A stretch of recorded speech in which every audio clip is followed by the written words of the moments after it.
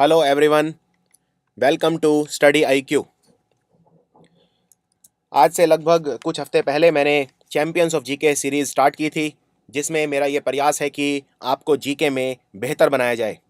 और इसमें मैं स्टैटिक जीके कवर करता हूँ, सारे सब्जेक्ट्स का एक मिश्रण कवर करता हूँ। एग्ज़ाम में आए हुए जो क्वेश्चन है वो डिस्कस करता हूँ और उनसे रिलेटेड एक्स्ट्रा पॉइंट्स भी आपको बताता हूँ। तो उसी कड़ी के अंदर ये तीसरा वीडियो मैं आप तक ला रहा हूँ। This is the third video. ये भी हिंदी भाषा में होगा। ये वीडियो अंग्रेजी भाषा में उपलब्ध नहीं कराए जाएंगे, सिर्फ हिंदी भाषा में आप तक मैं लेकर आऊँगा। Champions of GK. Champions of GK का जो पीडीएफ है वो आप हमारे फेसबुक पेज पर देख सकते हैं। ये मेरा पर्सनल फेसबुक पेज है www.facebook.com/गौरव गर्ग एजुकेशन। इस यूआरएल को अपने ब्राउज़र में आप टाइप कर सकते हैं और फेसबुक पेज पर जा सकते हैं। वहाँ पर आपको बहुत सारे अपडेट मिलेंगे। समय समय पर मैं वहाँ पर अंग्रेजी के और करंट अफेयर के क्वेश्चंस भी पूछता हूँ, तो आप उनमें भी भाग ले सकते हैं। और एग्ज़ाम से रिलेटेड कोई भी जानकारी है वो भी शेयर की जाती है। सो ये है यूआरएल www.facebook.com/गौरव गर्ग एजुकेशन।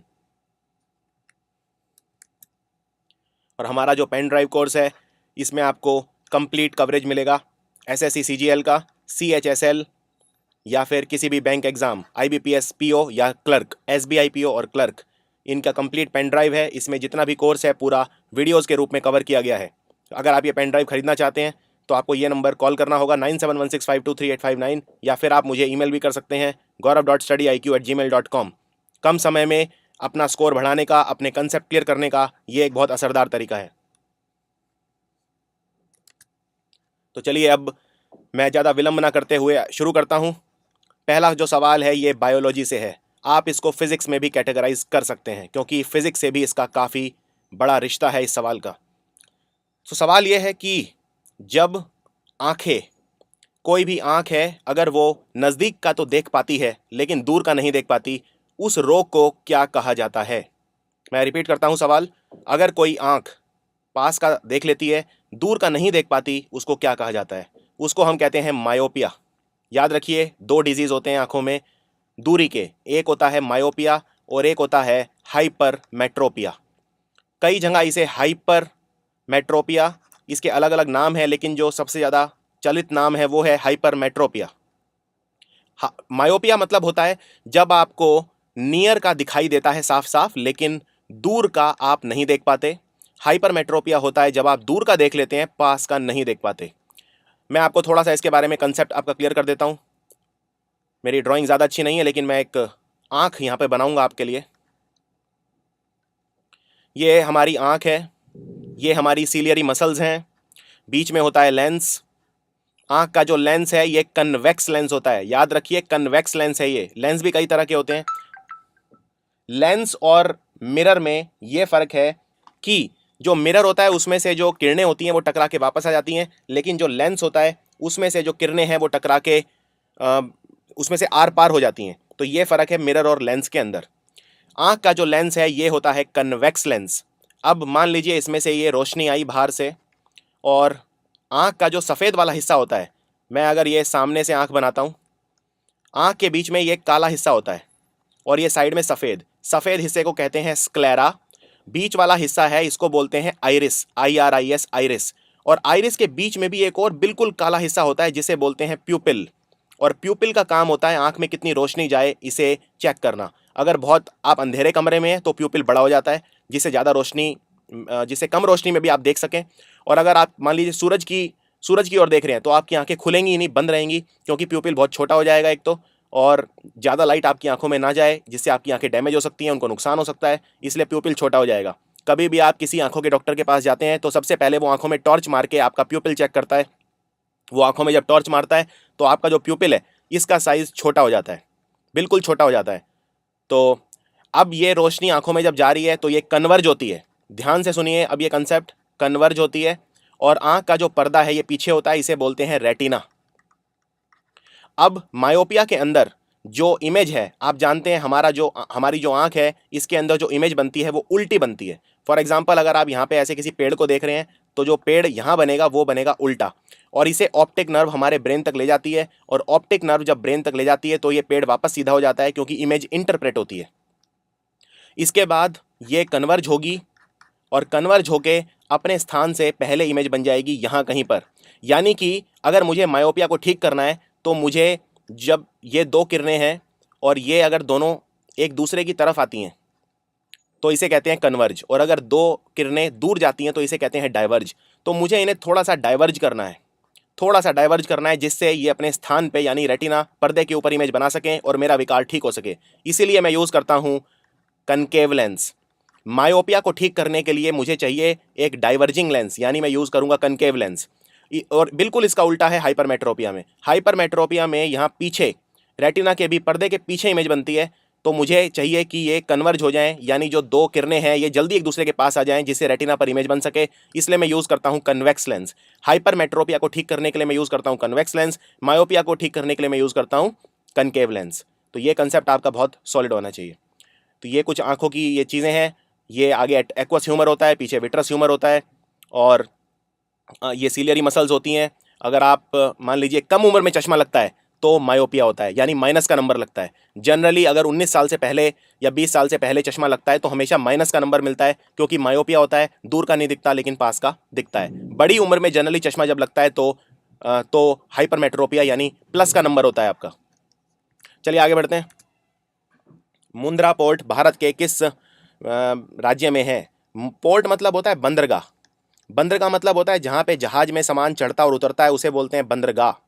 तो मुंद्रा पोर्ट जो है ये है कच्छ, गुजरात के अंदर। एक और पोर्ट गुजरात में बहुत फेमस है जो मुंद्रा पोर्ट से भी बड़ा है, उसको बोलते हैं कांडला। दो पोर्ट हैं गुजरात के, बंदरगाह हैं गुजरात के जो दो बहुत फेमस हैं, एक है मुंद्रा और एक है कांडला पोर्ट।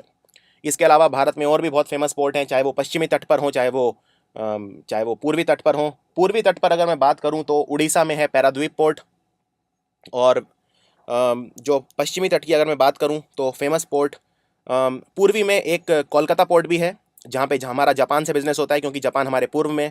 या फिर कलकत्ता के पास ही एक जगह है हल्दिया, तो हल्दिया पोर्ट भी बहुत फेमस है। अगर मैं पूर्वी तट की बात करूं तो बहुत सारे हैं, मैंगलोर में है, फिर कोचीन में है केरला। इसके अलावा मुंबई पोर्ट है। मुंबई के नीचे एक बहुत इंपॉर्टेंट पोर्ट है जो एग्जाम में अक्सर आता है, जिसको बोलते हैं नावा शेवा। इसको जवाहरलाल नेहरू पोर्ट भी बोलते हैं, ये भी महाराष्ट्र में है।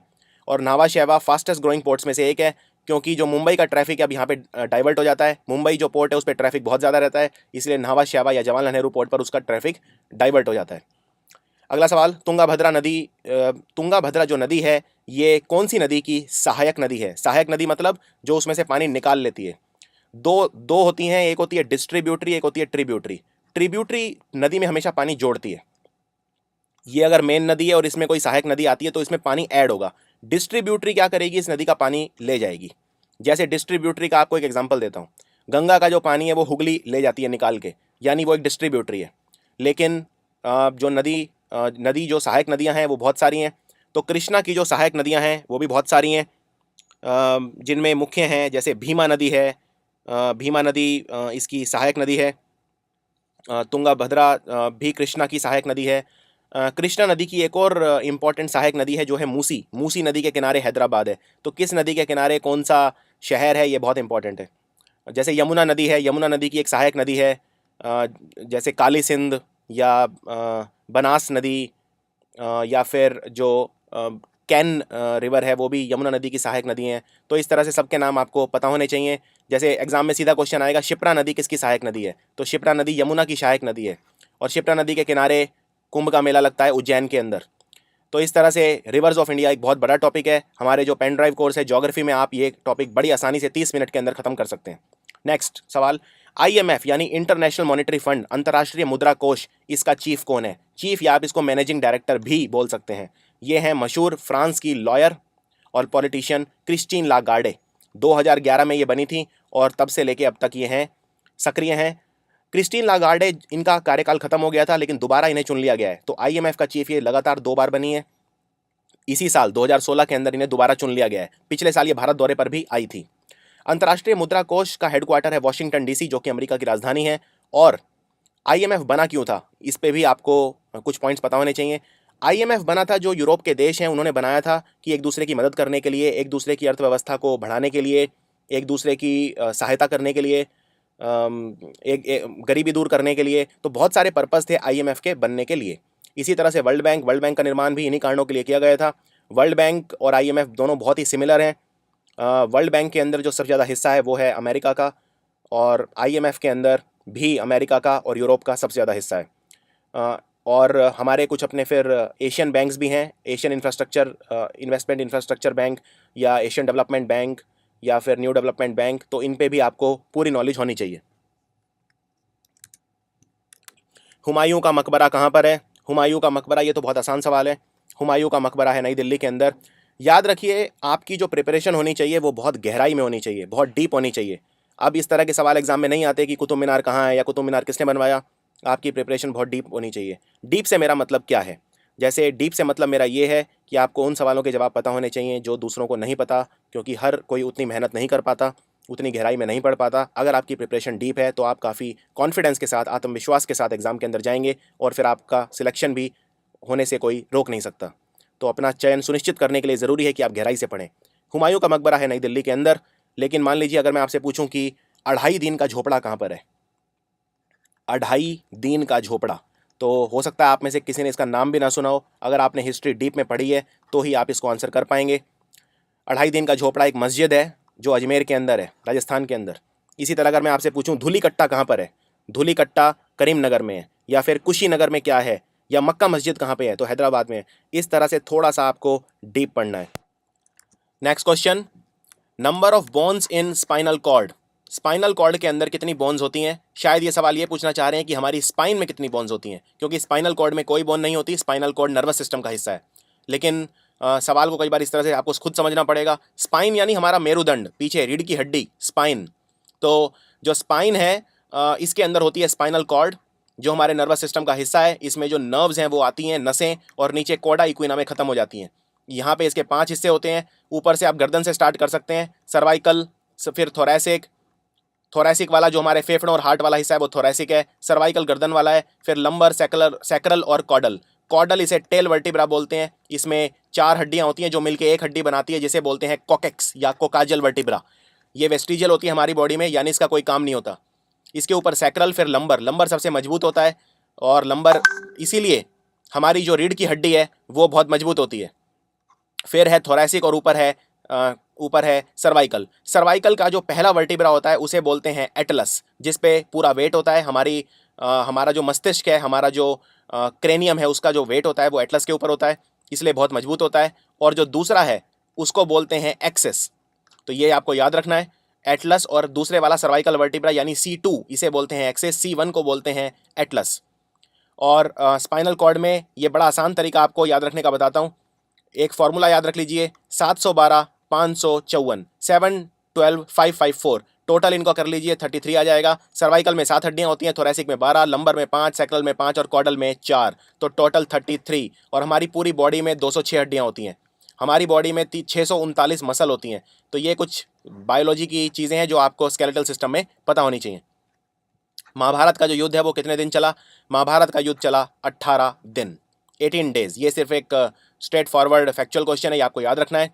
कलिंदी रिवर का दूसरा नाम क्या है? कलिंदी रिवर का नाम है यमुना। यमुना जिसके किनारे पे है दिल्ली, जिसके किनारे पे है आगरा, मथुरा, ये सब यमुना के किनारे हैं। यमुना यमुनोत्री से निकलती है, उत्तराखंड डिस्ट्रिक्ट के अंदर से, और हिमालयन रिवर है ये, और जाके फिर ये गंगा में मिल जाती है इलाहाबाद प्रयाग के अंदर। फिजिकल रिसर्च लेबोरेटरी के को फाउंड किसने किया था? उसके फाउंडर कौन थे? तो मशहूर scientist Vikram Sarabhai. Very very important, Vikram Sarabhai. Vikram Sarabhai की जो वाइफ हैं मृणालिनी साराभाई, मशहूर भरतनाट्यम डांसर हैं, और इनकी जो बेटी हैं वो भी मशहूर भरतनाट्यम डांसर हैं, Mallika Sarabhai. Very very important, Vikram Sarabhai. Vikram Sarabhai के बारे में मैं चैंपियन ऑफ जी के जो फर्स्ट वीडियो था उसके अंदर काफ़ी डिटेल में बता चुका हूँ। State with maximum boundaries with other state, ये काफ़ी जिसे कहते हैं ट्रिकी क्वेश्चन है। भारत का कौन सा ऐसा राज्य है जिसकी जो बाउंड्री है वो सबसे ज़्यादा स्टेट्स के साथ है? तो यूपी, यस यूपी है। आप अगर मैप देखें इंडिया का, ये ऐसे है, एक रफली मैं बना देता हूँ, ये ऐसे यूपी आ जाएगा यहाँ पे। तो इसकी जो ऊपर से अगर मैं स्टार्ट करूं तो यूपी की जो बाउंड्री है वो ऊपर से बिल्कुल स्टार्ट करते हैं, यहाँ उत्तराखंड के साथ है, फिर यहाँ पे दिल्ली हरियाणा दोनों के साथ है, यूपी की बाउंड्री राजस्थान के साथ भी है, और यूपी की बाउंड्री बिहार, छत्तीसगढ़, छत्तीसगढ़ यहाँ पे बिहार, फिर दिल्ली और हरियाणा। दिल्ली को अगर मैं यूनियन टेरिटरी भी इसमें मिला लूँ तो टोटल एमपी के साथ भी है, तो टोटल 8 स्टेट और यूनियन टेरिटरी हैं जिनके साथ है, और अगर मैं दिल्ली को हटा दूं तो 7। तो आंसर है यूपी। सबसे ज़्यादा जनसंख्या भारत में है उत्तर प्रदेश की, और उत्तर प्रदेश की बाउंड्री सबसे ज़्यादा राज्यों के साथ है। अमेरिका के पहले राष्ट्रपति कौन थे? First ever. तो अमेरिका के सबसे पहले जो राष्ट्रपति थे वो थे जॉर्ज वॉशिंगटन। जॉर्ज वॉशिंगटन, और जॉर्ज वॉशिंगटन के बारे में आपको कुछ चीज़ें याद रखनी है। जॉर्ज वॉशिंगटन के नाम पे अमेरिका की राजधानी का नाम भी है वॉशिंगटन डीसी। और जो अमेरिकन रेवोल्यूशन हुआ था, अमेरिकन रेवोल्यूशन यानी अमेरिका को जब आज़ादी मिली, अमेरिका पे जो राज था वो था यूनाइटेड किंगडम का, जिन पे हमारा राज था अंग्रेजों का, उन्हीं का राज था अमेरिका के ऊपर। अमेरिकन रेवोल्यूशन के अंदर बहुत बड़ा हाथ था जॉर्ज वॉशिंगटन का। चलिए आगे बढ़ते हैं। एक्स रे के आविष्कारक कौन थे? एक्स रे का आविष्कार किया विलहेल्म रॉन्जन ने, विलहेल्म रॉन्जन। और इनकी जो कंट्री थी वो थी जर्मनी। जर्मनी के थे विलहेल्म रॉन्जन। और एक बात आपको और याद रखनी है, जो सबसे पहला नोबेल प्राइज़ मिला फिजिक्स के लिए, नोबेल प्राइज़ आप जानते हैं बहुत सारी चीज़ों के लिए मिलता है, पीस के लिए मिलता है, मेडिसिन के लिए मिलता है, तो फिजिक्स के लिए जो मिला वो सबसे पहला नोबेल प्राइज़ इन्होंने ही लिया था 1901 के अंदर। सबसे पहला नोबेल प्राइज़ फिजिक्स के लिए मिला विलहेल्म रॉन्जन को 1901 के अंदर, और इनकी जो कंट्री है वो है जर्मनी। एक और बात, इनको सम्मानित करने के लिए जो एटॉमिक नंबर 111 है उसका नाम रख दिया गया रॉन्जेनियम। जैसे एलिमेंट्स के अलग अलग नाम होते हैं, हैफनियम, सेलेनियम, तो 111 वाला जो एटॉमिक नंबर है उसका जो परमाणु संख्या जिसकी 111 है उसका नाम रखा गया रॉन्जेनियम। ये आईयूपीएसी ने किया। आईयूपीएसी यानी international union of pure and applied chemistry. आपने केमिस्ट्री, रसायन विज्ञान पढ़ते वक्त अक्सर उनको याद करने का जो तरीका है, आईयूपीएसी नेमिंग सुनी होगी, तो वो आईयूपीएसी जो केमिस्ट्री का सारा देखती है उसको बोलते हैं IUPAC. Vasco D gamma Bharat आए तो वो कहाँ पर आए? वास्को डी गामा आप जानते हैं भारत आए थे। वास्को डी गामा 1498 में भारत आए थे। सबसे पहले ये पहुंचे केरल में। केरल में कहाँ पर पहुंचे? केरल में उस वक्त इसको बोलते थे कैलीकट। तो सबसे पहले कैलीकट में पहुंचे। कैलीकट का नया नाम क्या है? कैलीकट का नया नाम है कोझिकोड। कोझिकोड बोलते हैं कैलीकट को। और यहाँ पे जिस जगह पहुंचे उसको बोलते हैं कप्पड़। कप्पड़। तो वास्को डी गामा कहाँ के थे ये भी पता होना चाहिए। पोर्चुगीज, ये पुर्तगाली थे। और सबसे पहले भारत कौन आया? पुर्तगाली आए। और पुर्तगालियों के बाद भारत कौन आया?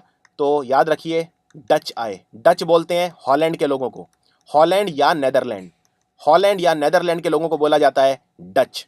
तो ये सब बेसिक चीज़ें आपको पता होनी चाहिए।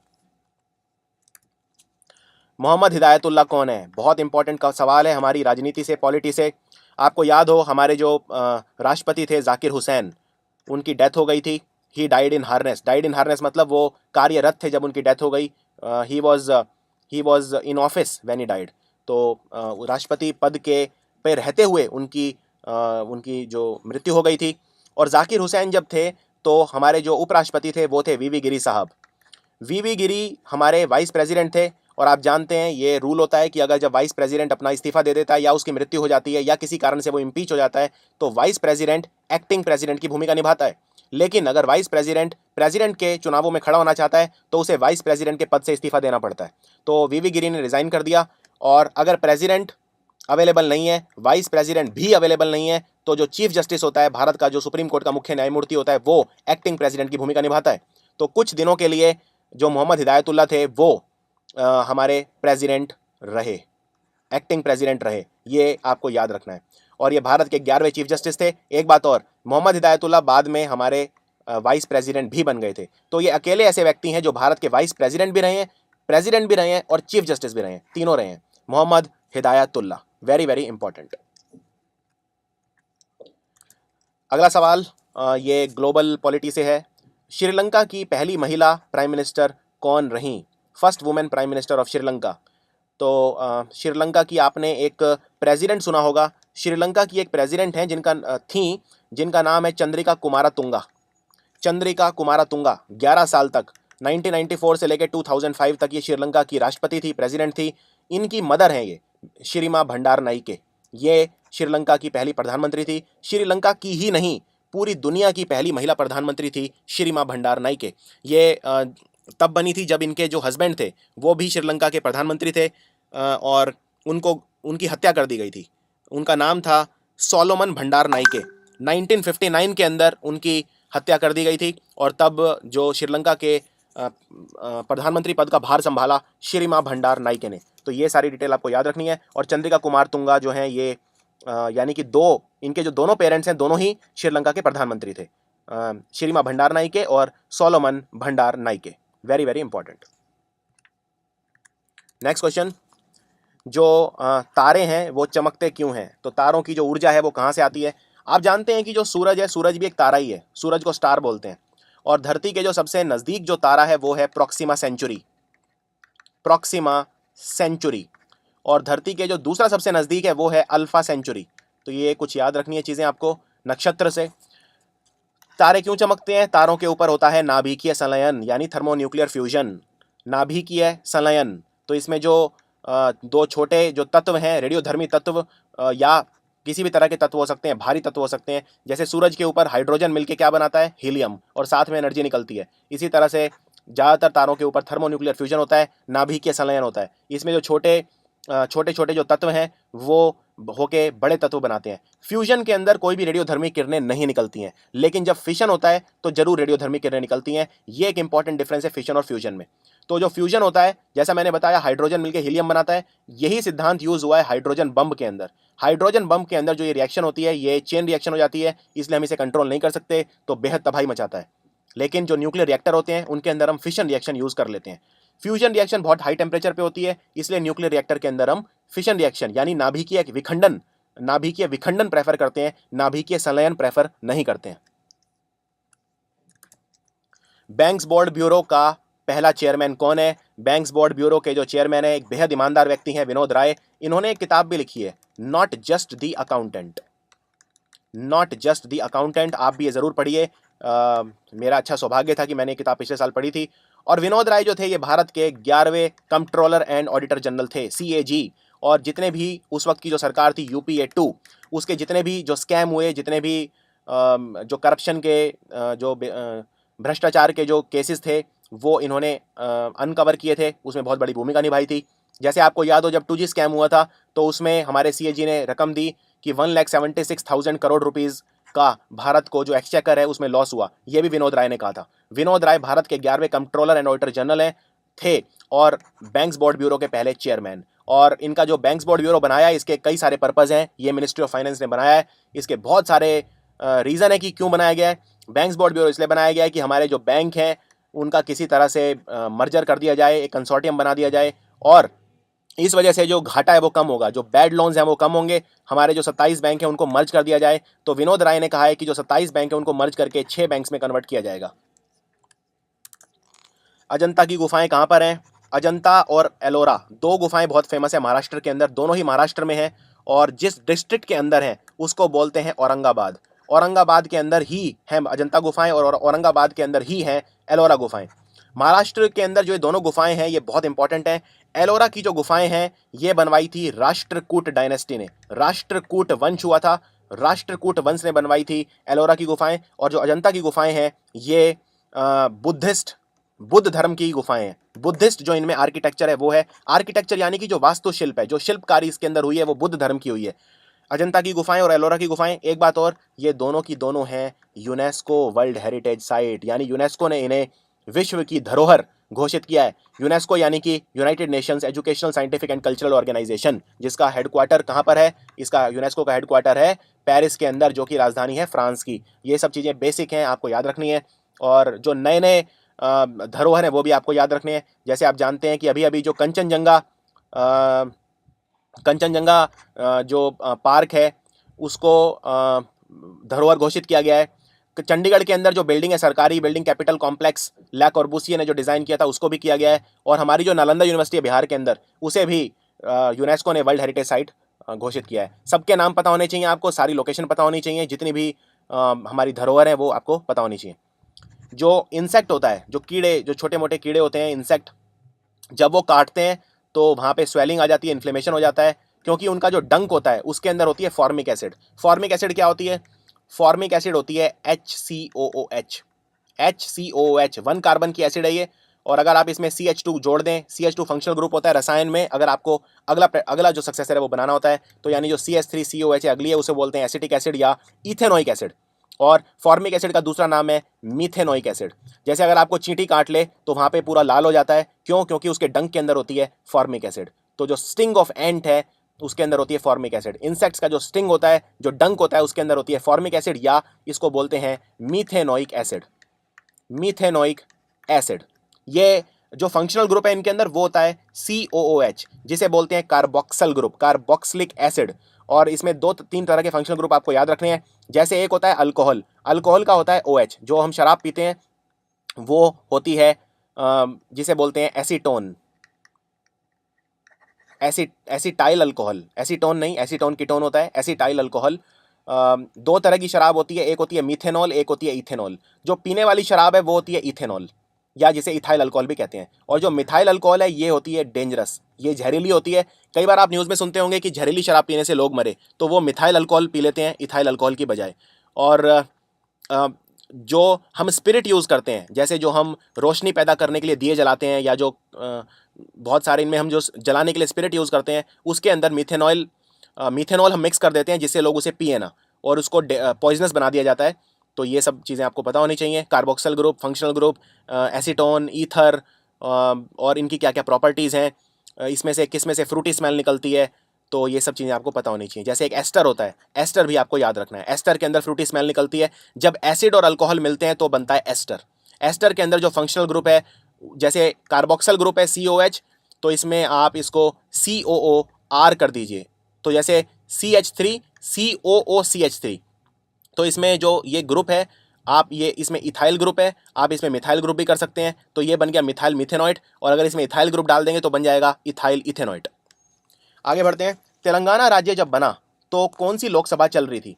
देखिए, जो अभी लोकसभा चल रही है वो चल रही है 16वीं लोकसभा, 16th लोकसभा। तेलंगाना राज्य बना 15वीं लोकसभा में। अब इसमें आपसे ये भी पूछ सकते हैं कि जो हमारे 3 राज्य बने थे, 3 राज्य कौन से बने थे अटल बिहारी वाजपेयी जब प्रधानमंत्री थे? एक तो बना था उत्तराखंड, जो उत्तर प्रदेश से कट के बना था।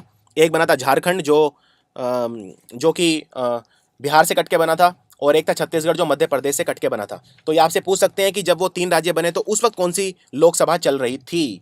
तो याद रखिए, जब ये 3 राज्य बने, यानी कि उत्तराखंड, छत्तीसगढ़ और झारखंड, तो उस वक्त चल रही थी 13वीं लोकसभा, 13th लोकसभा, जिस वक्त अटल बिहारी वाजपेयी भारत के प्रधानमंत्री थे। मैं बात कर रहा हूँ सन 2001 की। और सन 2001 जब ये पूरा संशोधन हुआ हमारे कॉन्स्टिट्यूशन में, तो कौन सा संशोधन हुआ ये भी पूछ सकते हैं। 84th अमेंडमेंट, 84th अमेंडमेंट यानी 84वां संशोधन हुआ हमारे कॉन्स्टिट्यूशन के अंदर, हमारे संविधान के अंदर, जब बनाए गए 3 नए राज्य। 3 नए राज्य कौन कौन से थे? ये थे उत्तराखंड, छत्तीसगढ़ और झारखंड। 13वीं लोकसभा थी और तेलंगाना बना 15वीं लोकसभा के अंदर। एक और सवाल, फॉरेस्ट कंजर्वेशन एक्ट कौन से ईयर में हुई? फॉरेस्ट कंजर्वेशन एक्ट हुई 1980 के अंदर, और इसमें बहुत सारे इसके प्रोविजन थे हमारे बेसिकली फॉरेस्ट को बचाने के लिए। भारत में जो फॉरेस्ट एरिया है वो 21% है, 21% होना चाहिए, 1/3 यानी 33.33%। तो हमारा ऑलरेडी 12% कम है, तो हमें अपने फॉरेस्ट को कंजर्व करने में बहुत ध्यान देना चाहिए। जो नॉर्म है किसी भी कंट्री का वो 1/3 होता है, यानी किसी भी देश में 1/3 हिस्सा जो फॉरेस्ट हैं, जो वन है, उनसे ढका रहना चाहिए। हमारा सिर्फ 21% है, होना चाहिए 33.33%, तो 12% हम पीछे चल रहे हैं। एक बात और याद रखिए, forest conservation act Jammu Kashmir पे अप्लाई नहीं होता। ह्यूमंस की स्टडी को क्या बोलते हैं? मानव जाति। मानव कहाँ से आए, मानव किस तरह से बने? आजकल जो मानव हैं, हम हैं होमो सैपियंस। होमो सैपियंस ये हमारा बाइनोमियल नोमेनक्लेचर है जो कार्लोस वॉन लिनियस ने दिया था। इसमें जो पहला नाम होता है वो होता है जेनेरिक, दूसरा होता है स्पेसिफिक, यानी कि जो पहला नाम है वो जीनस होता है, दूसरा स्पीशीज होता है। ये बायो के अंदर आपने जरूर पढ़ा होगा। कार्लोस वॉन लिनियस ने थ्योरी दी थी, theory of binomial nomenclature. Anthropology बोलते हैं स्टडी ऑफ ह्यूमन, यहाँ पे एग्जैक्टली ह्यूमन नहीं, ह्यूमन काइंड, ह्यूमन काइंड यानी मानव जाति, मानव कहाँ से आए, फिर कौन सा मानव आया, उसके बाद कौन सा मानव आया। जैसे मानव भी बहुत तरह के थे, जैसे निएंडरथल मैन था, क्रो-मैग्नन मैन था जिसका दिमाग का साइज बहुत बड़ा था, निएंडरथल मैन था जिसने सबसे पहले जो मुर्दा लोग थे उन्हें दफनाना शुरू किया था। इस तरह से ये पूरी जो मानव ने कौन से औजार यूज़ किए, मानव ने किस तरह से अपनी सिविलाइजेशन बसाई, तो ये सब हम पढ़ते हैं एंथ्रोपोलॉजी के अंदर। इसको आपको कंफ्यूज नहीं करना है एंथोलॉजी से। एंथोलॉजी के कई मीनिंग होते हैं। एक, अगर आप पुष्प यानी कि फूलों को पढ़ते हैं, फ्लावर, उसे भी एंथोलॉजी बोलते हैं। अगर आप मान लीजिए art and science of growing trees यानी पौधे उगाने की कला, पौधे उगाने की कला और विज्ञान को पढ़ते हैं तो उसे बोलते हैं हॉर्टिकल्चर। हॉर्टिकल्चर के अंदर सब आ जाते हैं, यानी फल फूल पुष्प पौधे सब आ जाते हैं, तो हॉर्टिकल्चर भी बोल सकते हैं आप इसे, फ्लावर्स की स्टडी को। लेकिन स्पेसिफिक वर्ड चाहिए तो एंथोलॉजी, हालांकि ये वर्ड ग्रीक है, इंग्लिश नहीं है। दूसरी बात, इससे मिलते जुलते भी कुछ शब्द हैं, जैसे एंथोलॉजी एक अगर वोकेबुलरी में यूज़ करूं अंग्रेजी में, तो अगर कोई कविताओं का संग्रह है, पोएम्स का संग्रह, या कोई बहुत अच्छी अच्छी कंपोजिशन लिखी हुई है किसी ने, या म्यूज़िक लिखा हुआ है, संगीत लिखा हुआ है, उसका कोई संग्रह है तो उसे भी बोलते हैं एंथोलॉजी। तो ये सब चीज़ें पता होनी चाहिए आपको, और जो भी इंपॉर्टेंट स्टडी है सारी पता होनी चाहिए। जैसे अगर मैं पूछूं कि रेप्टाइल की स्टडी को क्या बोलते हैं, तो उसे बोलते हैं हर्पेटोलॉजी। सांप की स्टडी को बोलते हैं ओफिडियोलॉजी। अगर आप स्पाइडर पढ़ेंगे उसे बोलते हैं अरेक्नोलॉजी, या आप कोई भी ले सकते हैं, तो उसके अलग अलग नाम है, तो वो सारे आपको पता होने चाहिए बायो के अंदर। महाबोधि टेम्पल कहाँ पर है? महाबोधि टेम्पल बुद्ध के नाम पे, गौतम बुद्ध के नाम पे है। इनका बचपन का नाम था सिद्धार्थ, और इनके पीछे बहुत लंबी कहानी है। बोध गया, बुद्ध धर्म के संस्थापक थे, फाउंडर थे। बुद्धिस्ट जो ट्रेडिशन है वो बहुत पुरानी चली आ रही है। बहुत सारे राजा महाराजा थे जिन्होंने बुद्ध धर्म अपनाया, जैसे अशोक थे, अशोक राजा ने कलिंग युद्ध के बाद बौद्ध धर्म अपना लिया था। तो ये पूरी बुद्धिज़्म आपको डिटेल में पढ़ना है। जब गौतम बुद्ध अपना घर छोड़ के भागे थे, क्यों वो घर छोड़ा उन्होंने? घर इसलिए छोड़ा क्योंकि वो चाहते थे, सत्य की खोज में गए, he was a Sikar of the truth, तो उसको बोलते हैं महाभिनिष्क्रमण।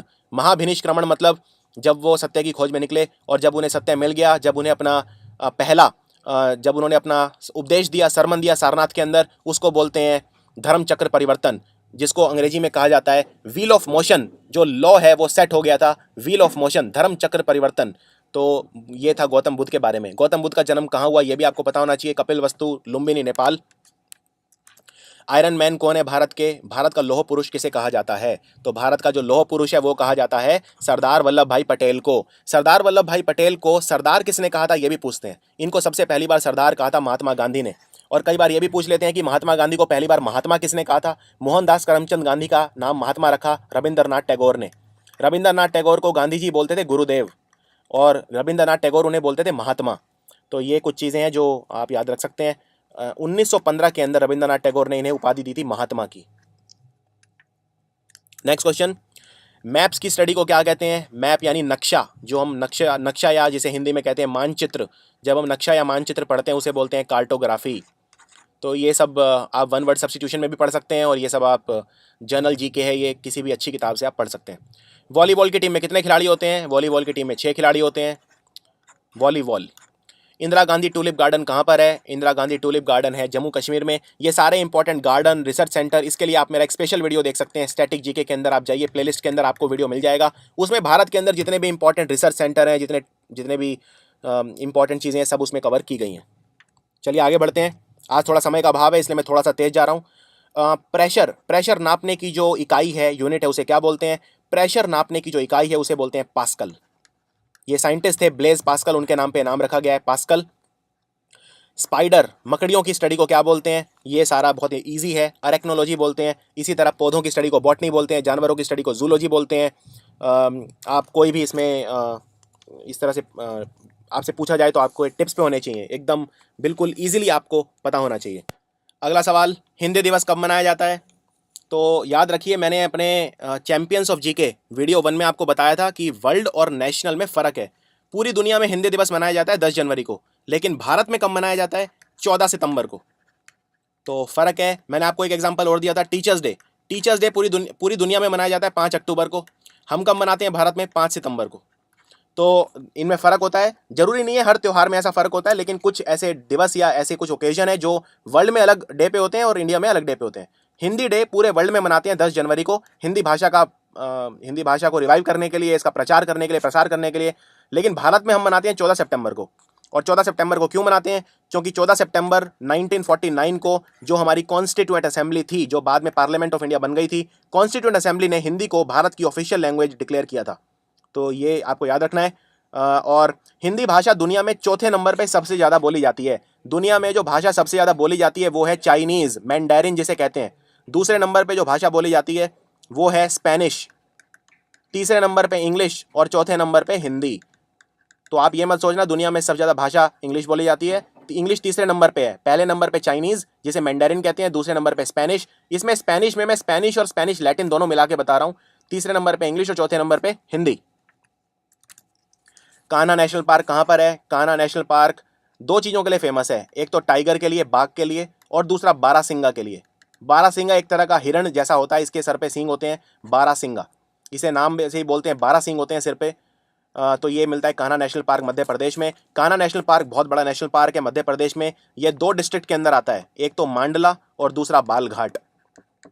मांडला और बालघाट, कान्हा नेशनल पार्क। मध्य प्रदेश के जितने भी इंपॉर्टेंट नेशनल पार्क हैं सारे आपको पता होने चाहिए, चाहे वो विंध्यास के अंदर हो, चाहे वो सतपुराज के पास हो, कोई भी इनके रिलीफ फीचर हैं, all are very very important. Madhya Pradesh एक बहुत इंपॉर्टेंट राज्य है जीके की दृष्टि से। इंदिरा गांधी बॉटनिकल गार्डन कहाँ पर है? बॉटनी, जैसा मैंने बताया, पौधों की स्टडी को बोलते हैं बॉटनी। ये है रायबरेली उत्तर प्रदेश के अंदर, रायबरेली उत्तर प्रदेश, जो कांग्रेस का हमेशा से गढ़ रहा है, राजनीतिक गढ़ रहा है रायबरेली। अमलगम, अमलगम क्या होता है? पारा, मरकरी को बोलते हैं पारा। जब हम पारे को दूसरी धातुओं के साथ मिला देते हैं तो उसे बोलते हैं अमलगम। ये क्वेश्चन बहुत इंपॉर्टेंट है। आप कभी अगर दंत चिकित्सक यानी डेंटिस्ट के पास गए हो तो वो आपके कई बार दांत में भी कैविटी के अंदर पारा भरता है जिसे बोलते हैं अमलगम। तो अमलगम अगर आप छुएंगे तो आप छू नहीं पाएंगे क्योंकि बहुत ज़्यादा स्लिपरी होता है, हाथ से फिसल जाता है। और अमलगम जो होता है ये बहुत टॉक्सिक भी होता है, और इसे अगर आप खा लें या आप इसे कंज्यूम कर लें तो आपकी डेथ भी हो सकती है। एक डिजीज़ होता है मरकरी खाने से जिसे बोलते हैं मीनामाटा डिजीज़। मीनामाटा एक जगह है जापान के अंदर जहाँ पे इसकी टॉक्सिसिटी हो गई थी, मरकरी का जहर फैल गया था पारे का, इस वजह से बहुत ज़्यादा जो मछलियाँ हैं वो मर गई थी, इकोसिस्टम पे इफेक्ट आया था, इसी के नाम पे इसका नाम रख दिया गया मीनामाटा डिजीज़। इस तरह से कौन से इंपॉर्टेंट मिनरल हैं जिनके खाने से हमें डिजीज़ हो सकते हैं, ये सारे आपको पता होने चाहिए।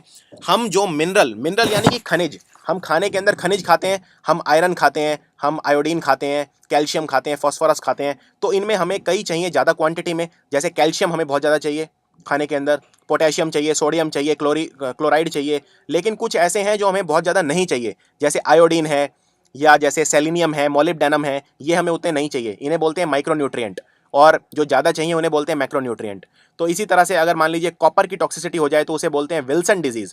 ये बायो से मैं बता रहा हूँ, विल्सन डिजीज़। अगर हमारी बॉडी में कॉपर ज़्यादा हो जाए तो ये हमारे मस्तिष्क को प्रभाव कर सकता है, हमारी नसों को प्रभाव कर सकता है, उसे बोलते हैं Wilson disease. World AIDS Day कब मनाया जाता है? एड्स एक वायरस से फैलता है जिसे बोलते हैं ह्यूमन इम्यूनो डेफिशिएंसी वायरस। इसके अंदर जो हमारी बॉडी में हेल्पर टी सेल है वो खत्म हो जाते हैं। हेल्पर टी सेल जो टी सेल का एक हिस्सा होता है, एक तो होते हैं टी सेल और एक होते हैं बी सेल। ये दोनों रक्त कोशिकाएं हैं, सफ़ेद रंग की श्वेत रक्त कोशिकाएं जिन्हें बोलते हैं वाइट ब्लड सेल। तो जो बी वाले हैं ये हमारी बॉडी को ह्यूमरल इम्यूनिटी प्रदान करते हैं। ह्यूमरल इम्यूनिटी यानी कि एंटीबॉडी मेडिएटेड इम्यूनिटी, और जो टी सेल हैं ये प्रोवाइड करते हैं सेल मेडिएटेड इम्यूनिटी। तो एड्स के अंदर हमारी बॉडी में जो इम्यूनिटी है यानी रोग प्रतिरोधक क्षमता खत्म हो जाती है। तो एक छोटा सा जुकाम भी हो गया तो आप वो पोटेंशियल जानलेवा हो सकता है, उससे आपकी मृत्यु हो सकती है, क्योंकि बॉडी उसे ठीक ही नहीं करेगी, वो जुकाम भी बढ़ता जाएगा और फाइनली डेथ हो जाएगी, क्योंकि हमारी जो रोग प्रतिरोधक क्षमता है, बॉडी की इम्यूनिटी है, वो बिल्कुल खत्म हो जाती है। तो वर्ल्ड एड्स डे मनाया जाता है 1 दिसंबर को। याद रखिए, अगर किसी पर्सन के अंदर HIV है तो उसको बोलते हैं HIV positive. AIDS last stage को बोलते हैं, जब पर्सन बिल्कुल मरना सन हो जाता है, जब बिल्कुल जिसे कहते हैं मोरीबंद हो जाता है, बिल्कुल मृत्यु की शैया पर होता है, तब उसे एड्स कहते हैं। मानसरोवर लेक कहाँ पर है? बड़ा ही आसान सवाल है ये तो। मानसरोवर लेक है तिब्बत के अंदर, कैलाश के पहाड़ों के अंदर है। कैलाश के पहाड़ जिन्हें बोलते हैं, भगवान शिव का जो घर था वो था कैलाश के पहाड़। तो कैलाश के पहाड़, इसलिए इसे कैलाश मानसरोवर भी कहते हैं क्योंकि ये कैलाश के पहाड़ों के अंदर है। कैलाश मानसरोवर से 3 नदियाँ निकलती हैं, एक भारत आती है, इनफैक्ट 2 भारत आती हैं। एक तो है इंडस, सिंधु नदी, भारत आती है, फिर पाकिस्तान जाती है और अरब सागर में गिर जाती है। दूसरी नदी है सतलुज। सतलुज की नदी जो हिमालय हैं उनको चीर के भारत आती है। चीरने से मतलब है कि जो पास हैं दर्रे उनमें से आती है। शिपकिला पास है जिससे सतलुज नदी भारत आती है, फिर पंजाब जाती है और फिर गिर जाती है अरब सागर के अंदर, सिंधु नदी के अंदर मिलके। और तीसरी नदी है जिसे हम ब्रह्मपुत्रा कहते हैं, ये तिब्बत जो कैलाश मानसरोवर के पास से निकलती है, चेमायुंगदुंग ग्लेशियर यानी हिमनद से निकलती है, और फिर ये चाइना जाती है, चाइना से ये घूम के भारत आ जाती है। नमचा बरुआ पर्वत से टकरा के भारत आ जाती है और सबसे पहले अरुणाचल में जाती है, फिर ये असम में जाती है और फाइनली बांग्लादेश में जाती है, जहाँ ये गंगा के साथ मिल जाती है। तो इसके अलग अलग नाम हैं।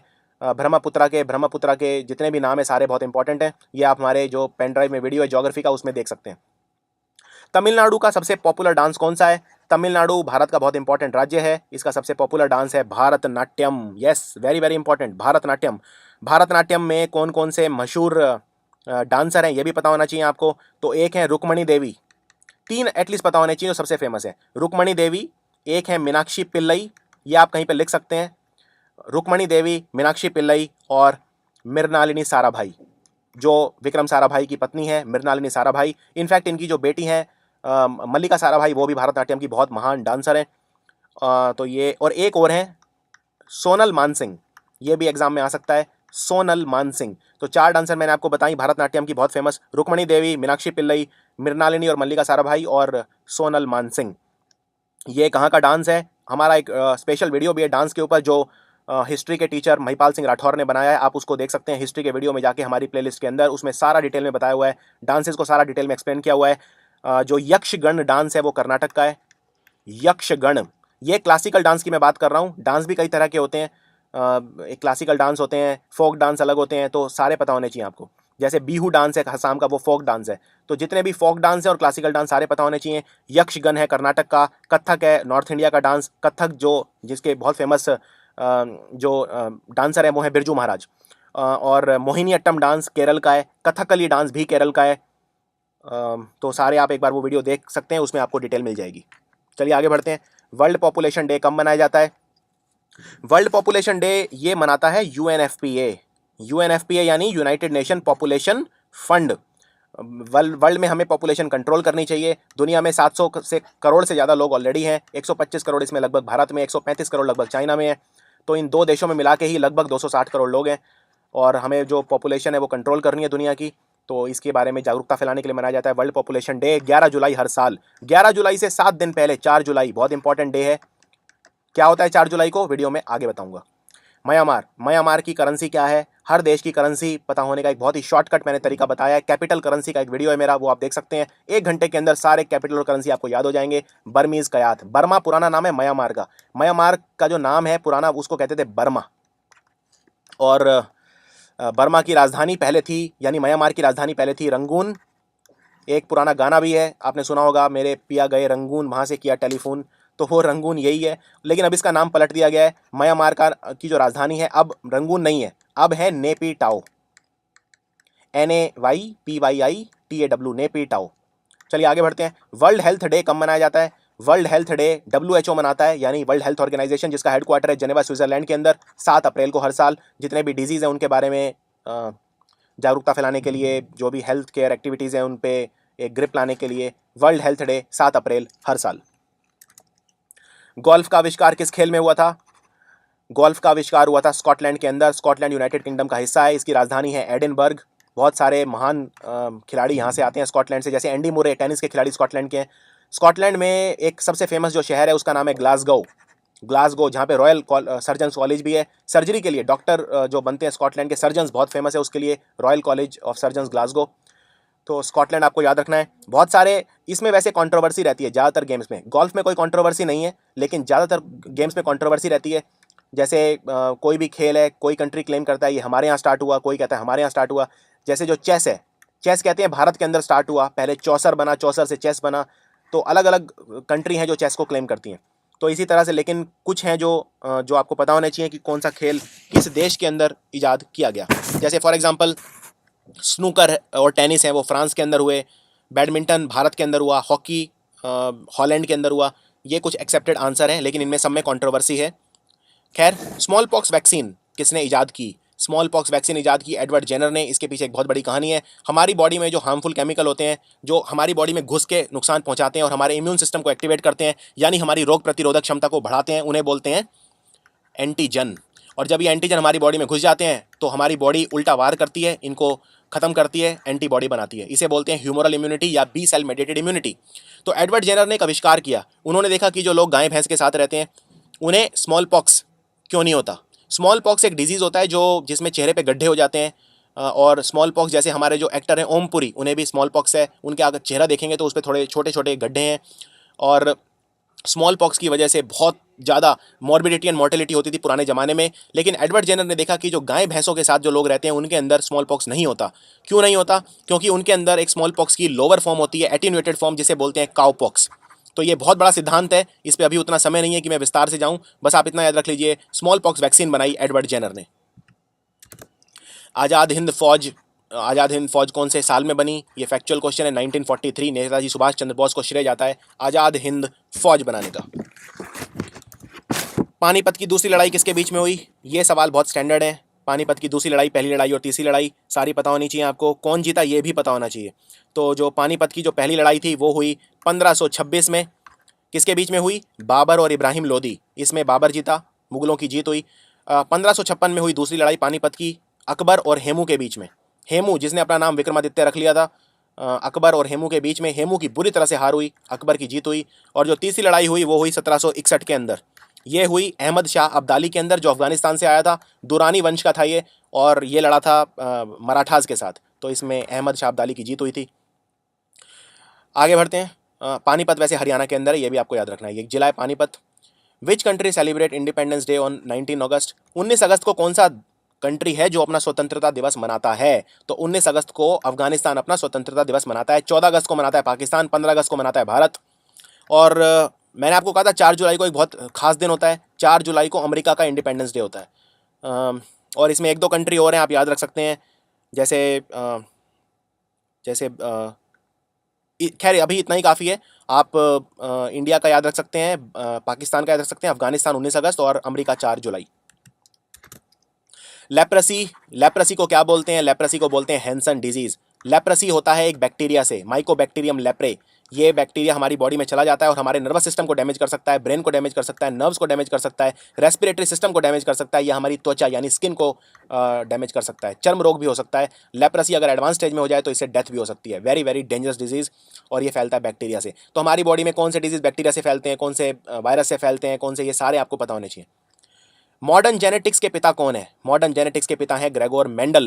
जेनेटिक्स यानी आनुवंशिकता, आनुवंशिकता के जनक कौन है? Gregor Mendel. ये वैसे पैदा ऑस्ट्रिया में हुए थे, लेकिन आज जिस हिस्से में ये पैदा हुए थे, पहले ऑस्ट्रिया का हिस्सा था, आज हिस्सा है चेक गणराज्य। तो अगर आज क्वेश्चन आए ग्रेगोर मेंडल कौन से देश के थे, तो आंसर है चेक गणराज्य, क्योंकि जहां ये पैदा हुए थे उस वक्त ऑस्ट्रिया में था, जिसकी राजधानी वियना है। आज वो चेक गणराज्य में है, जिसकी राजधानी प्राग है। ग्रेगोर मेंडल जो थे, इन्होंने कौन से पौधे के ऊपर रिसर्च किया? वेरी इंपॉर्टेंट, इन्हें पी के ऊपर रिसर्च किया। पी के ऊपर रिसर्च क्यों किया? क्योंकि पी में बहुत सारे रीज़न है। ऑटो पॉलिनेशन, सेल्फ पॉलिनेशन हो जाता है, क्रॉस पॉलिनेशन हो जाता है। पी के अंदर जो नंबर ऑफ कैरेक्टर हैं बहुत ज़्यादा होते हैं। इन्होंने 7 कैरेक्टर स्टडी किए थे पौधे के अंदर, और इसके पीछे बहुत बड़ी कहानी है। मैं थोड़ा सा जल्दी से आपको बता देता हूँ। जैसे जो मेंडल थे, उनके कई सिद्धांत हैं। जैसे मेंडल का एक सिद्धांत था जिसको बोलते हैं law of segregation. Law of segregation का मतलब क्या है? लॉ ऑफ सेग्रीगेशन का मतलब ये है कि जो कैरेक्टर्स होते हैं वो अपने आप को सेग्रीगेट करते हैं। जैसे मान लीजिए एक मटर है, पी मतलब होता है मटर। तो एक मटर का मैंने पौधा लिया, एक है बड़ा और एक है छोटा। अब बड़े और छोटे को अगर मैंने क्रॉस किया तो जो इनका जो बच्चा होगा, यानी जो इनका जो प्रोजेनी होगा, वो लंबा होगा या छोटा होगा। तो ये मेंडल ने बताया। तो इसके लिए बड़े वाले के लिए मैं ले लेता हूँ टी टी, और छोटे वाले के लिए लेता हूँ स्मॉल टी स्मॉल टी। तो इनके जो पहली पीढ़ी में बच्चे होंगे सारे, यानी जो मटर के पौधे होंगे, वो सारे लंबे होंगे, क्योंकि क्रॉस होगा टी टी। अब इसमें जो ये कैपिटल टी है, इसको आप सेग्रीगेट कर सकते हैं, गैमीट बना सकते हैं टी टी, और ये छोटे वाला बन जाएगा स्मॉल टी स्मॉल टी। तो ये पुनेट स्क्वायर बोलते हैं इसे, आप इसमें रख के देख सकते हैं। ये टी, ये छोटा टी और ये छोटा टी, इनको क्रॉस कर दीजिए, टी टी, ये भी टी टी, तो चारों बनेंगे टी और टी। यानी इन्होंने अपने आप को सेग्रीगेट कर लिया। जो इनके जो गैमीट थे वो अलग अलग हो गए, और फिर ये एक दूसरे के साथ, किसी के साथ भी जा सकते हैं। अब पहली पीढ़ी में तो सारे के सारे होंगे लंबे पौधे, यानी जो रेशो है वो पूरा रहेगा, सारे के सारे टॉल। लेकिन यहीं पे कहानी खत्म नहीं होती, क्योंकि कई बार क्या होता है, जो कैरेक्टर होते हैं वो पहली पीढ़ी में नहीं आते बल्कि दूसरी पीढ़ी में आते हैं। जैसे कई बार आपने ये सुना होगा कि जो माता पिता हैं उनके गुण कई बार उनके इमीडिएट बच्चों में न जाके उनके पोते पोतियों में दिखते हैं। तो उसी तरह की कहानी है ये। मैं इसको अगर कॉमन लेमन लैंग्वेज में बताऊं, इसके पीछे बहुत बड़ी एक कहानी है, रिसर्च है। खैर मैं थोड़ा सा आपको और आइडिया दे देता हूं। अब मान लीजिए पहली पीढ़ी में सारे के सारे जो मटर के पौधे हैं वो लंबे हैं। अब दूसरी पीढ़ी में क्या होगा? टीटी और टीटी को क्रॉस करिए आपस में, ये सेकंड जनरेशन है। सेकंड जनरेशन के अंदर पुनेट स्क्वायर बनाइए, गैमीट अलग अलग करिए टी और टी, तो इसके अंदर जो रेशियो आएगी वो क्या आएगी ये आपको पता होना चाहिए। सो टी टी एक बनेगा, दूसरा बनेगा टी और टी, और स्मॉल टी भी एक रहेगा। Yes, very very important. तो इसमें जो कैपिटल टी है ये भी एक रहेगा, यानी ये एक कैपिटल टी और एक स्मॉल टी। तो इसमें गैमीट क्या बना, कैपिटल, और इसमें बना कैपिटल, तो मैं ये पुनेट स्क्वायर बना रहा हूँ। अब इसमें एक बन गया टी टी, एक बन गया टी छोटा टी, एक टी छोटा टी, और चौथे वाले में टी और टी। ये होमोजाइगस है और ये हेट्रोजाइगस है, ये भी हेट्रोजाइगस है, और ये होमोजाइगस डोमिनेंट है, ये होमोजाइगस रिसेसिव है। यानी कि जब दो कैरेक्टर्स आपस में अलग अलग होते हैं तो होमोजाइगस रिसेसिव के अंदर अपने आप को दर्शाते हैं। तो इसमें जो रेशो आ गया वो आ गया 1:2:1। इसी तरह से अगर मैं टॉल इज टू शॉर्ट का रेशो देखूं, यानी ये तो जीनोटाइप रेशो है, फिनोटाइप रेशो क्या आ गया 3:1। Very very simple. इसी तरह से मान लो अगर मैं एक की बजाय दो कैरेक्टर लेता हूं, तो उसमें मान लीजिए मैंने ले लिया कि एक पौधा लंबा भी है और उसका कलर, दो कैरेक्टर ले लिए, तो टी टी, और मान लीजिए जो डोमिनेंट कलर है उसको ले लिया सी और सी, छोटा सी। तो इनको अगर मैं क्रॉस कराऊंगा तो इनका जो डाई हाइब्रिड, अब ये दो कैरेक्टर हैं, डाई हाइब्रिड रेशो आएगा 9:3:3:1। तो अगर आपको ये समझ में नहीं आ रहा तो मैं समझ सकता हूँ, क्योंकि ये थोड़ा सा ये कॉम्प्लिकेटेड टॉपिक है, जेनेटिक्स, आनुवंशिकता, पर इनके जो नियम है वो आप कम से कम याद कर सकते हैं। जैसे जो मेंडल ने जो पहला नियम दिया था वो था विसंयोजन नियम। विसंयोजन नियम मतलब लॉ ऑफ सेग्रीगेशन, जो ये कहता है कि जो कैरेक्टर होते हैं वो लक्षण, यानी जिन्हें बोलते हैं, वो पहली पीढ़ी में कई बार नहीं आते, वो दूसरी पीढ़ी में आ सकते हैं, पहली पीढ़ी में वो छुप जाते हैं। और दूसरा नियम है लॉ ऑफ इंडिपेंडेंट असॉर्टमेंट, जिसे बोलते हैं स्वतंत्र अपव्यूहन का नियम। वो ये कहता है कि अगर दो या उससे ज़्यादा लक्षण हैं तो दो या अधिक लक्षणों के जोड़ों के जो संकरण है उसमें प्रत्येक जोड़ा कारक स्वतंत्र रूप से स्थानांतरित होता है। यानी कि जो गैमीट है वो इंडिपेंडेंटली अपने आप को कंबाइन करते हैं। फॉर एग्जाम्पल टी टी के साथ भी जा सकता है और कैपिटल टी के साथ भी जा सकता है, ये डिपेंड करता है कि वो दूसरी तरफ किसके साथ जाके मिलेगा, और उसी हिसाब से जो प्रोजेनी होगी वो आएगी। तो ये है आनुवंशिकता के नियम जो मेंडल ने दिए। मेंडल जो थे ये एक ब्रह्मचारी थे, ये एक मॉन्क थे, जिन्हें बोलते हैं कि ये साधु थे एक तरह के, और इनकी डेथ हो गई, किसी को पता भी नहीं था। इन्होंने इतने अच्छे जेनेटिक्स के नियम दिए हुए हैं। 80 साल के बाद, इनके मरने के 80 साल के बाद दो साइंटिस्ट थे, ह्यूगो राइस और कार्ल कॉरेंस, उन्होंने इनके जो सिद्धांत थे वो दोबारा डिस्कवर किए थे। तो दुनिया को तब पता चला कि ग्रेगोर मेंडल ने आनुवंशिकता में, जेनेटिक्स में इतना बड़ा कंट्रीब्यूशन दिया है। तो इनकी बहुत बड़ी कहानी है, कभी आप जेनेटिक्स पढ़ें तो आप डिटेल में पढ़ेंगे। खैर आगे बढ़ते हैं। लुई पास्चर ने कौन सी वैक्सीन दी? तो लुई पास्चर ने रेबीज फैलता है पागल कुत्ते के काटने से और सीआर जैकल के काटने से। इसमें पानी से डर लगता है, जिसको बोलते हैं हाइड्रोफोबिया। लुई पास्चर फ्रांस के थे। लुई पास्चर ने सिर्फ रेबीज की दवाई नहीं बनाई, इन्होंने बहुत सारी दवाइयां बनाई हैं, जैसे एंथ्रेक्स की दवाई बनाई इन्होंने लुई पास्चर ने। और लुई पास्चर ने पाश्चुरीकृत दूध का सिद्धांत दिया, यानी जो आज भी जो दूध जर्म्स फ्री होता है वो पाश्चुरीकृत दूध होता है, पाश्चराइजेशन। इसके अंदर दूध को गर्म करते हैं बहुत हाई टेम्परेचर पे और उसके बाद एकदम से ठंडा कर देते हैं, उससे दूध के अंदर जो बैक्टीरिया वगैरह है सब मर जाते हैं। तो दूध को प्योर करने का जो तरीका है वो भी लुई पास्चर ने दिया, जिसको बोलते हैं पाश्चराइजेशन। लुई पास्चर को नोबेल प्राइज भी दिया गया था, इन्हें फादर ऑफ माइक्रोबायोलॉजी भी कहते हैं। पार्लियामेंट हमारा कौन से साल में बना? 1927 में बना। पार्लियामेंट, संसद बोलते हैं, भारत की पार्लियामेंट को संसद बोलते हैं। और चैंपियन ऑफ जीके सीरीज 2 में मैंने आपको बताया है कि किस देश की संसद का क्या नाम है, तो आप वहां देख सकते हैं वीडियो। पार्लियामेंट हमारे डिजाइन किसने किया? ये जो पार्लियामेंट कितनी खूबसूरत बिल्डिंग आप देखते हैं टीवी पे, इसको दो लोगों ने बनाया। एक तो था लुटियंस, कई बार आपने सुना होगा न्यूज में लुटियन जोन, तो एडवर्ड लुटियंस, और दूसरा था Hubert baker. Lutyens and baker, दो लोगों ने मिलकर हमारे पार्लियामेंट का डिजाइन दिया था। एक सवाल और पूछ सकते हैं, हमारा जो चंडीगढ़ शहर है वो किसने बसाया? चंडीगढ़ शहर का जो आर्किटेक्ट थे, जो निर्माता थे, वो थे ल कॉर्बुसिए। वेरी वेरी इंपॉर्टेंट, ल कॉर्बुसिए। और चंडीगढ़ की जो गवर्नमेंट बिल्डिंग है, कैपिटल कॉम्प्लेक्स जिसे कहते हैं, उसको इस बार यूनेस्को वर्ल्ड हेरिटेज साइट ने इंक्लूड कर लिया है, तो ये बहुत इंपॉर्टेंट है। नेफ्रॉन कहाँ होता है? नेफ्रॉन किडनी के अंदर होता है। किडनी यानी गुर्दे, गुर्दे के अंदर जो सेल होते हैं वो नेफ्रॉन होते हैं, और इसके अंदर फिल्ट्रेशन होता है बोमेन्स कैप्सूल के अंदर। कई बार पूछते हैं बोमेन कैप्सूल कहाँ पे है? इसे बोलते हैं ग्लोमेरुलर फिल्ट्रेशन रेट। अगर ब्लड प्रेशर आपका ज़्यादा है तो किडनी खराब होने के चांस रहते हैं, जीएफआर आपका बढ़ जाएगा। किडनी के कई रोग होते हैं, जैसे नेफ्राइटिक सिंड्रोम, नेफ्रोटिक सिंड्रोम, उतना हम डिटेल में नहीं जाएंगे, आपके लेवल तक बस इतना ज़रूरी है कि नेफ्रॉन किडनी का हिस्सा है। चलिए आगे बढ़ते हैं। एक चीज़ इसमें और बता देता हूँ आपको, न्यूरॉन और नेफ्रॉन में कंफ्यूज नहीं होना है। न्यूरॉन हमारे दिमाग का हिस्सा है, हमारा नर्वस सिस्टम के सेल है, उनको न्यूरॉन बोलते हैं, और नेफ्रॉन किडनी के सेल को बोलते हैं। येलो फीवर किससे होता है? येलो फीवर वायरस से होता है। यस, वायरस से होता है, फ्लैवी वायरस से।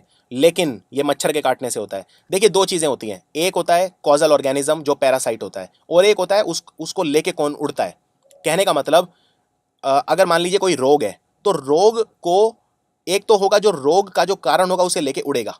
जैसे फॉर एग्जांपल अगर मैं आपसे पूछूं कि मलेरिया कैसे होता है तो आप एकदम से कहेंगे मच्छर के काटने से होता है। नहीं, मच्छर के काटने से नहीं होता। मतलब मच्छर के काटने से होता है लेकिन मच्छर मच्छर उसका कारण नहीं है। एक पैरासाइट होता है जिसे बोलते हैं प्लाज्मोडियम। प्लाज्मोडियम को लेके कौन उड़ता है? मच्छर। तो असली में तो हो रहा है प्लाज्मोडियम से, लेकिन उसे लेके उड़ता है फीमेल एनोफ्लिस नाम का मॉस्किटो।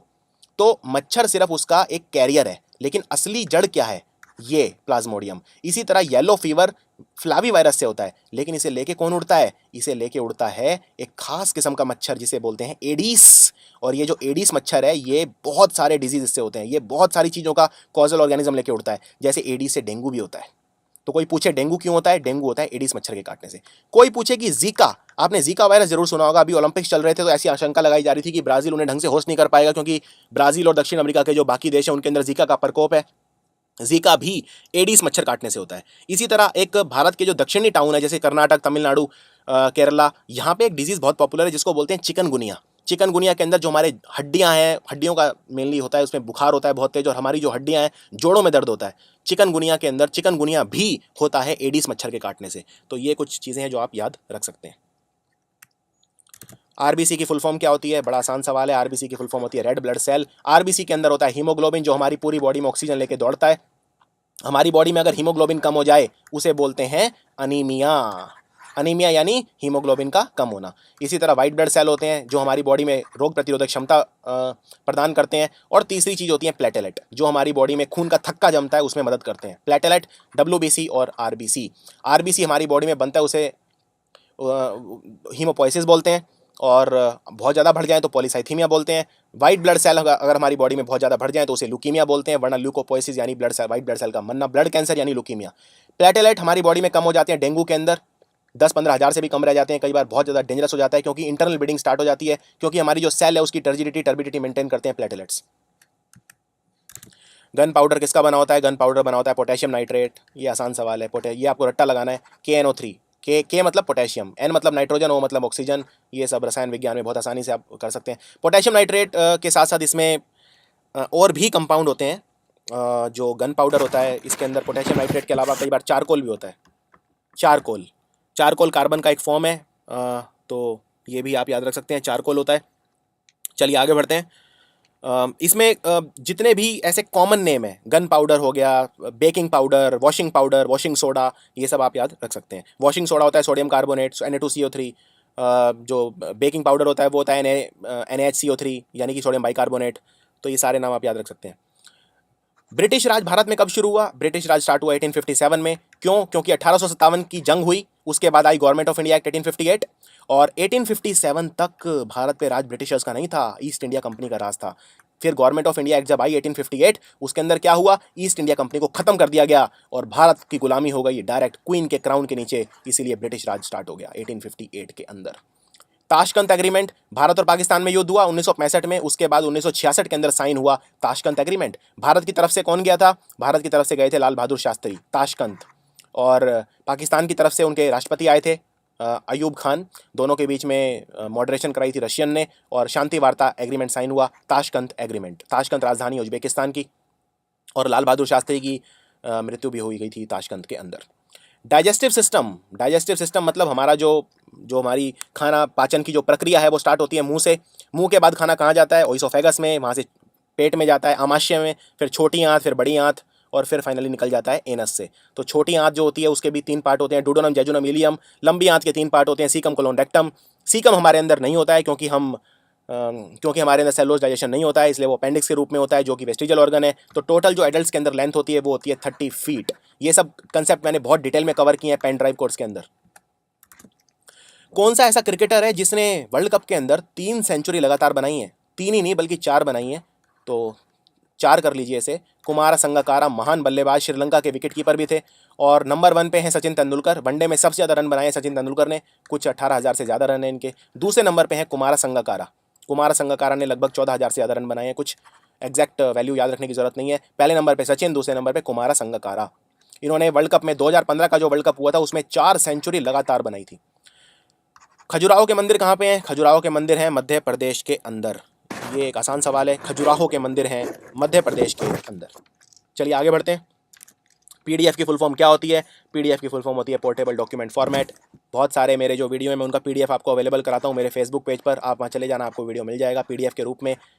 नेक्स्ट, 2011 के वर्ल्ड कप में मैन ऑफ द सीरीज कौन था? मैन ऑफ द सीरीज थे युवराज सिंह। हमने जीता था वर्ल्ड कप 2011 का वर्ल्ड कप, इंडिया ने जीता था।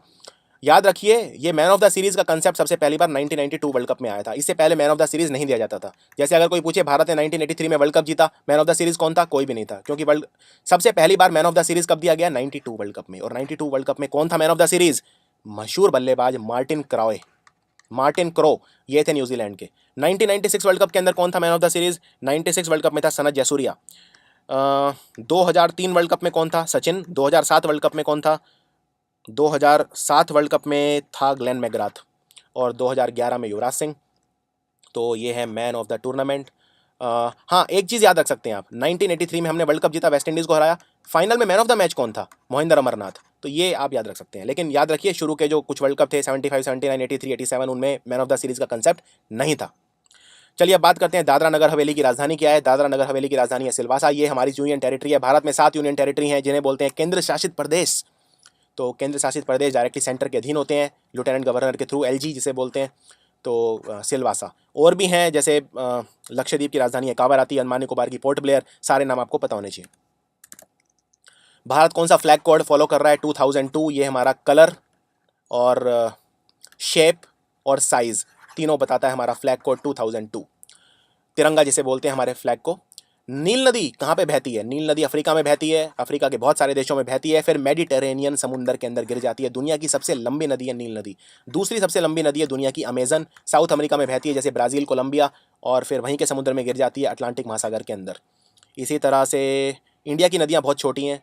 हमारी सबसे लंबी नदी गंगा है, 2525 किलोमीटर, बहुत छोटी नदी है। अगर आप दुनिया की नदियों की बात करें तो नील सबसे लंबी है, फिर अमेजोन है। चाइना की एक नदी जो कुछ साल पहले एग्जाम में पूछी थी, यांगत्ज़ी रिवर गिरती है ईस्ट चाइना सी के अंदर। Very very important, East China Sea के अंदर गिरती है यांगत्ज़ी रिवर, एशिया की सबसे लंबी नदी। और फिर है मिसिसिपी नदी अमेरिका के अंदर है। ये इसके साथ 2 छोटी नदियाँ और मिलती हैं, मिसिसिपी, मैसूरी और जेफरसन। ये गिरती हैं सारी कारा समुंदर के अंदर। और चाइना के अंदर एक और नदी है हुआंग हो, जिसे पीली नदी यानी येलो रिवर भी कहा जाता है। हुआंग हो गिरती है बोहाई समुंदर के अंदर, बोहाई सी। तो ये कुछ नदियाँ हैं जो आप याद रख सकते हैं। दादा भाई नारोजी हमारे स्वतंत्रता सेनानी। ये कौन सी यूनिवर्सिटी में प्रोफेसर थे? 2 यूनिवर्सिटी में इन्होंने पढ़ाया है। एल्फिंस्टन कॉलेज मुंबई के अंदर, यहाँ पे ये मैथमेटिक्स और फिलॉसफी पढ़ाते थे, और यूनिवर्सिटी कॉलेज लंदन, यहाँ पे गुजराती पढ़ाते थे। तो 2 कॉलेजेस के अंदर पढ़ाया। डिपेंड करता है क्वेश्चन में क्या पूछेंगे। इंडियन कॉलेज पूछेंगे तो एल्फिंस्टन कॉलेज, अगर दुनिया का पूछेंगे तो यूनिवर्सिटी कॉलेज लंदन। भारत के किस राज्य में सबसे कम फीमेल लिटरेसी है? फीमेल लिटरेसी यानी जो स्त्रियों की साक्षरता है वो सबसे कम किस में है? राजस्थान के अंदर है। ये मैं बता रहा हूँ 2011 सेंसस के हिसाब से। अमेरिका का नेशनल गेम कौन सा है? अमेरिका का नेशनल गेम है बेसबॉल। और याद रखिए भारत का नेशनल गेम हॉकी नहीं है। खैर आगे बढ़ते हैं। पहले एशियन गेम कहाँ हुए थे? नई दिल्ली में हुए थे, 1951 में हुए थे। लेकिन दिल्ली के अंदर दोबारा हुए 1982 के अंदर। दिल्ली में 2 बार एशियन गेम हो चुके हैं। अगले एशियन गेम कब होंगे? 2018 में होंगे, इंडोनेशिया के अंदर होंगे। और 2022 में भी होंगे, इसकी भी सिटी कंफर्म हो चुकी है। चाइना के अंदर होंगे, हंगजाऊ शहर के अंदर, HANGZHOU, हंगजाऊ। और 2018 में होंगे इंडोनेशिया के अंदर। और पिछले कहाँ पे हुए थे? 2014 इंचियोन के अंदर हुए थे। इंचियोन साउथ कोरिया के अंदर है। एशियन गेम्स हर 4 साल बाद होते हैं। एशियन गेम्स, एशियन गेम आपको जरूर देखने चाहिए, इसमें हम बहुत सारे पदक जीतते हैं एशियन गेम्स। तो चलिए ये था जीके का चैंपियंस ऑफ जीके पार्ट 3। अगर आपको वीडियो अच्छा लगा तो प्लीज़ कमेंट्स में लिख के मुझे बता दीजिए। अगर अच्छा नहीं लगा तो भी कमेंट्स में लिख दीजिए मुझे, लेकिन फीडबैक ज़रूर चाहिए। और थोड़ा मैं आज तेज़ रहा क्योंकि समय का थोड़ा अभाव है। मैं अभी एक रिमोट लोकेशन के ऊपर हूँ, यहाँ पे किसी काम से मैं आया हुआ हूँ, इसलिए समय का थोड़ा अभाव है। इस वजह से मैं थोड़ा सा तेज रहा, पर आई होप जो भी मैंने बताया आपको समझ में आया होगा। Thank you for watching. Please share the video as much as you can.